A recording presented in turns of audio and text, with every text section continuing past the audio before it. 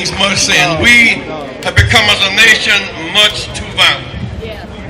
Questions raised by Marvin Gaye, what's going on? Who are they to judge us just because our hair's long? What is going on? This is not about the hoodie. This is about race profiling. The day President Barack Obama was elected, we sold the most guns of any day in American history. He does not wear a hood. This is not about the hoodie. If you're wearing a hoodie and don't have a voter card up on it, you are being hoodwinked. This is about race profiling, and therefore a quest for racial justice as key to the healing of our nation. Racial justice, gender equality, and workers' rights all come hand in hand. When we think about this child being killed, it is the power of the blood of the innocent. Use all weapons at our disposal. We've been here before, so we've been here before. Emmett Till was killed. He was not wearing a hood. And within 3 weeks, the killers went to court. In 6 or 7 minutes, they acquitted the killers. So they could not identify the body. The jury said they knew the killer was guilty, but what they knew was that if they convicted him, he'd go to jail. They thought the crime was not worth his going to jail. Ed Medgab was killed in cold blood. For 30 years, the killer walked the streets free. And so the killing must end at every level. Must end the rising sense of terrorism in our country. Why do we rally to travel to our son today? Because there's power. So there's power in the blood of innocent. There's power in the blood of innocent. Unearned suffering is redemptive. Our nation has become too violent. The question is, how do we turn pain to power? How do we turn crucifixion to resurrection? How do we go from a moment to a movement and create fundamental change? If it's just a moment or a fad, we buy a hoodie and we go home. If it's a movement, we go to war. What happens after the crucifixion determines the authenticity of leadership. When Emmett Till was killed, we didn't just bury him. His mother brought him to Chicago, put his watermarked body in an open casket, said, "Look what you've done to my son." She transformed the nation with the power of an innocent dead body.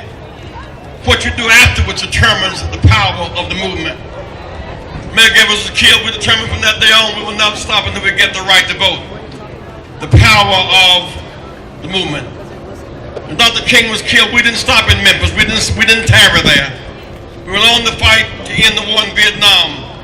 We didn't stop until we got to the White House in Washington because there was power in the movement.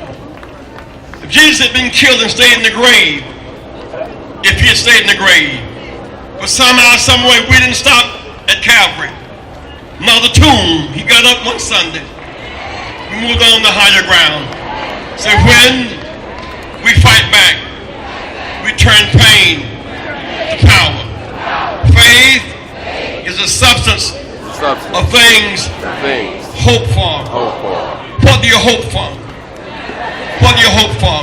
Justice. When Rosa Parks was arrested, if we had just focused on the bus driver and the arresting officer, we would have missed the point.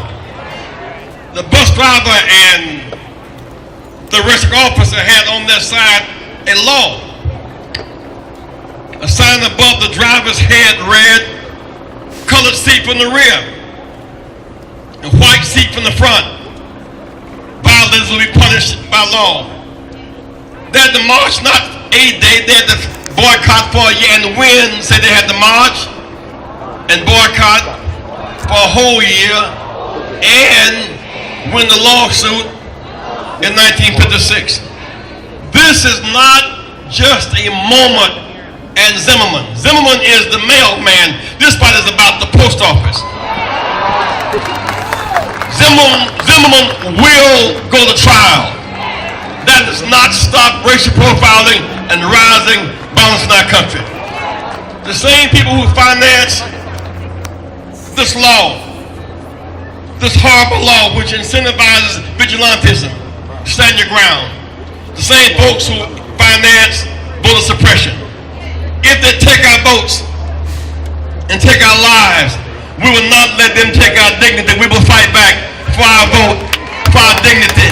We'll fight back for our dignity, for our vote, and for our lives. And so now what do we want? We want some more than just a cry for justice. We want to revive the ban on assault weapons. We do not need these weapons on the street. That is a fight against the NRA. Say we have too many weapons of mass destruction on our streets. On 11/11/11, they shot an AK-47 in the White House and bounced off of the window in Washington.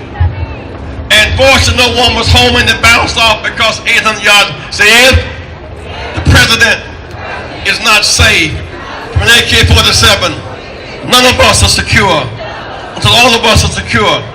We must revive the ban on assault weapons, revive the Commission on Civil Rights, revive the Kerner Report, and assess what time it is. In the profiling, in the meanness, choose to come together as brothers and sisters and not die apart as fools. Thank God for using Trayvon to wake us up. He used Emmett Till to wake us up. He used Medgar to wake us up. He used Dr. King to wake us up. He used Trayvon to wake us up. Say forward by hope and not backwards by fear. We'll use marching feet. We'll use sanctions. We'll use boycotts. We'll use civil disobedience. We'll use every weapon in the nonviolent arsenal. If you could use sanctions in Montgomery and in South Africa, then those who finance the killing must face the withdrawal of our support. So we must withdraw our support from those forces of evil. Through it all, let nothing break your spirit. It gets dark sometime, but the morning comes. The Lord is our light. Whom shall we fear? Every now and then we walk through valleys and shadows of death, but we fear no evil, for the Lord is with us. Thy rod and thy staff, they comfort us. So keep on marching.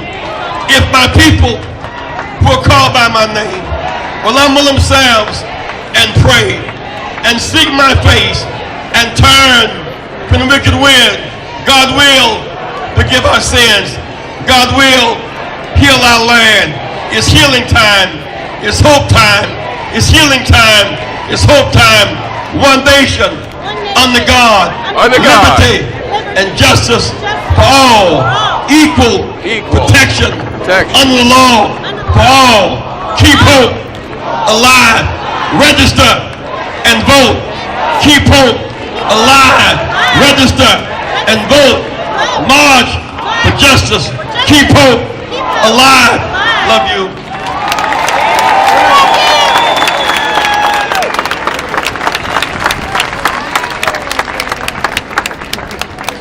Ladies and gentlemen, we do just want to take a moment to stress to everybody to make sure that you are getting some water and keeping yourselves hydrated out here. And with that said, I would like to bring up Ms. Melanie Campbell from the National Forum on Black Civic Participation. Please give her a round of applause.